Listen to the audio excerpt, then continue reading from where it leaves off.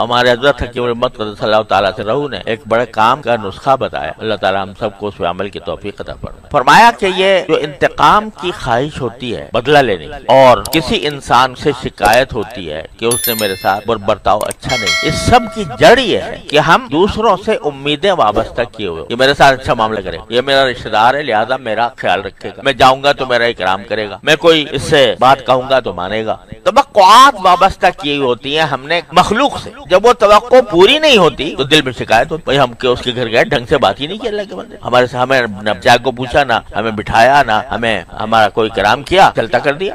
یہ کیوں ہو رہی ہے شکایت؟ اس لیے ہو رہی ہے کہ اس سے توقع باندھی تھی کہ میں جاؤں گا تو میرا اکرام کرے گا، میری خاطر تواضع کرے گا، میرے ساتھ اچھی طرح پیش آئے گا. وہ توقع پوری نہیں ہوئی، شکایت ہو. اگر کوئی آدمی اللہ تعالیٰ ایسا ہم سب کو بنا دے کہ مخلوق سے کوئی توقع ہی نہ رکھو کسی سے بھی، اور جو کام کرو اللہ کے لیے کرو. اگر کسی سے ملنے جا رہے ہو تو وہ بھی اللہ کے لیے جاؤ کہ یہ میرا رشتہ دار ہے، اس کے میرے اوپر حقوق ہے، میں جا رہا ہوں. اس کے لیے نہیں بلکہ اس کے پیدا کرنے والے کہ اس نے صلہ رحمی کا مجھے حکم اس لیے جا رہا ہوں. جب اس کے لیے جا رہے ہو وہ اگر آپ کو رد کر دے تو بے شک رنج ہونا چاہیے، لیکن جس کے لیے جا رہے ہو اس نے تو قبول کر لیا تمہارا آنا. جب اس نے قبول کر لیا مقصد حاصل ہو. دوسرا اکرام کرتا ہے نہیں کرتا، خاطر تواضع کرتا ہے نہیں کرتا، وہ جانے اس کا کام جانے، اس کا معاملہ اس کے اللہ کے ساتھ. تو ساری ناراضیوں کی جڑ جو ہے وہ غیر اللہ سے توقعات وابستہ کرنا، اللہ کے علاوہ سر مشرق توقعات وابستہ کی ہوئی ہے، تو اس کی وجہ سے یہ خراب ہو رہی. عیادت کے لیے کسی کے جانا ہے تو کاہے کے لیے ہونا چاہیے؟ اللہ جل جلالہ کی رضا کی خاطر. کیا عیادت کا ثواب یہ ہے کہ جب تک آدمی بندہ کسی کی عیادت کرنے کے لیے جا رہا ہوتا ہے جتنا وقت اس میں لگاتا ہے 70,000 فرشتے اس کے لیے دعا کرتے ہیں. اب اگر کوئی یہ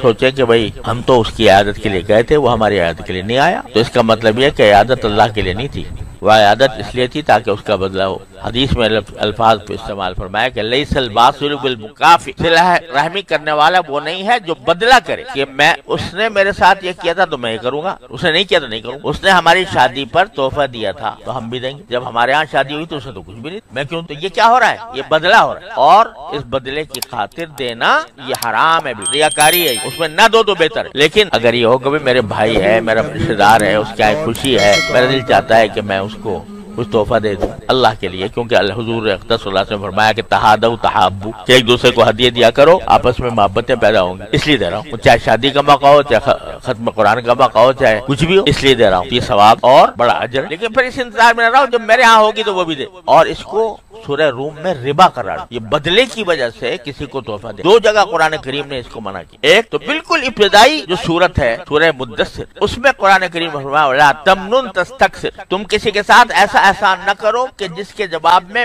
تمہیں اس سے زیادہ احسان کی توقع ہو. وَلَا تَمْنُن تَسْتَكْثِرْ، یہ بالکل ابتدائی آیات میں سے. اس وقت تک نماز کا بھی حکم نہیں آیا تھا قرآن. سورہ مدثر جو ہے یہ بالکل ابتدائی صورتوں میں سے ہے، اور اس میں یا ایھا المدثر قم فانذر وربک فکبر وثیابک فطہر والرجز فاہجر ولا تمنن تستکثر، بالکل ابتدائی، جس میں توحید کا بیان ہو رہا ہے، جس میں شرک کو چھوڑنے کا حکم آ رہا ہے. اسی کے ساتھ ساتھ یار کسی کے ساتھ احسان کا معاملہ اس نیت سے مت کرو کہ وہ تمہیں بدلے میں اس سے زیادہ احسان کرے. تو پہلے احکام اسلام کے بالکل ابتدائی احکام. اور دوسرے سورہ روم میں ایک تفسیر کے مطابق جو ربا کا لفظ استعمال ہوا ہے وہ اسی نیوتے کے لیے ہے. وما آتیتم من ربا لیربو فی اموال الناس فلا يربو عند اللہ وما آتیتم من زکاۃ تريدون وجه اللہ فاولئک هم المضعفون. ما آتیتم من ربا لیربو فی اموال، یہ جو تم سود کا معاملہ کر رہے ہو یہ سود ہے کہ میں نے آج فلاں کی شادی پر اتنے پیسے دیے تھے، جب میری ہوگی تو یہ مجھے اس سے زیادہ دے گا. یہ سود، اس کو ربا قرار. تو پیسے تو دونوں صورتوں میں جا رہے ہیں، لیکن ایک صورت یہ ہے کہ اللہ کی رضا کے لیے خرچ کر دو، جس کا نتیجہ یہ ہونا چاہیے کہ اس کے مقابلے کا بدلے کی توقع نہ ہو. اور